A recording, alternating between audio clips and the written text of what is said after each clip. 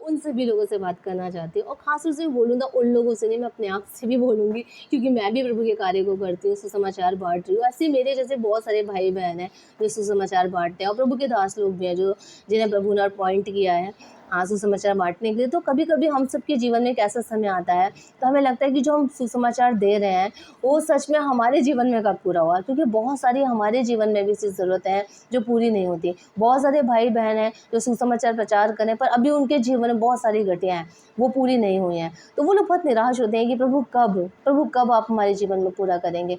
पर मैं एक बात बोलना चाहती हूँ कि जब सामरी स्त्री ना जल भरने के लिए जा रही थी और यीशु मसीह उस कुएँ के पास और सामरी स्त्री और यीशु मसीह से मिलती है सामरी स्त्री, तो यीशु मसीह ने उससे जब पूछा, उससे बातचीत करी और जब उसने जान लिया कि ये सच में मसीहा है, तो उसने क्या करा, जिस घड़े को वो भरने के लिए आई थी, उस घड़े को उसने वहीं पे छोड़ दिया और भाग गई वो, जाके सबको बताने के लिए कि सच में जो मसीहा आने वाला था वो है, वो हमारे यहाँ पर आ चुका है और सबको यीशु मसीह के बारे में बताने के लिए चली गई।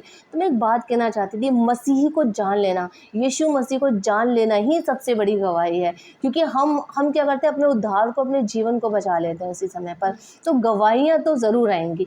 वो घड़ा जो यीशु मसीह के सामने सामरी स्त्री का रखा था और यीशु मसीह ने क्या कहा, मैं जीवन का जल हूँ, मैं सोता हूँ, मुझ में से सोते बहते हैं। तो क्या वो घड़ा खाली रह जाता?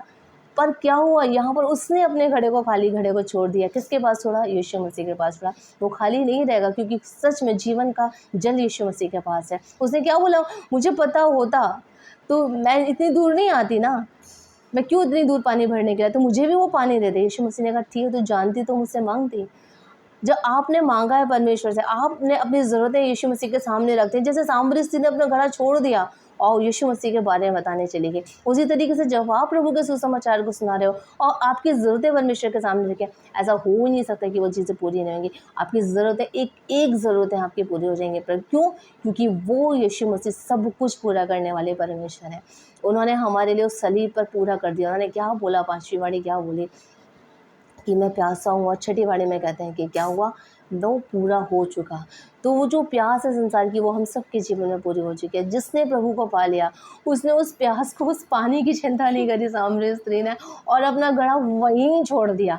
जिस पानी को भरने के लिए आई थी उसको वहीं छोड़ के। जब प्रभु यीशु मसीह वहाँ जाते हैं ना, तो आपको आपको पता ही नहीं चलता कि आपको चाहिए क्या था, क्योंकि आपको ज़रूरत से ज़्यादा प्रभु दे देता है। इसलिए सच में प्रभु का सुसमाचार प्रचार करिए, बस चिंता करिए अपनी ज़रूरतें की वो कैसे पूरी होंगी। वो प्रभु के नज़दीकी में पड़ी हैं, रखी हुई हैं, वो ज़रूर पूरी होंगी, वो ज़रूर पूरी होंगी। सच में विश्वास रखिए और सामरी स्त्री की तरह अपनी बातों को प्रभु के सामने रखिए और जाइए सुसमाचार प्रचार करिए क्योंकि समय बहुत नज़दीक है, प्रभु का आगमन निकट है।